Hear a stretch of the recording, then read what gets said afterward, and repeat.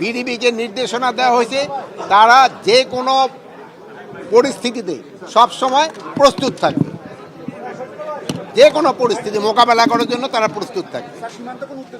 সীমান্তে ওই ধরনের কোনো বড় ধরনের কোনো উত্তেজনা নেই। কিন্তু আমরা সীমান্তে যারা সীমান্তবর্তী বাংলাদেশি যারা আছেন তাদের সামনে আমরা কথা বলেছি, আমাদের তারা অনেকেই উদ্বেগের কথা জানিয়েছেন, নিরাপত্তাহীনতার কথা জানিয়েছেন, কারণ ভারত থেকে নানান ধরনের হুমকি ধামকির বিষয়ে তারা জানতে পারছেন।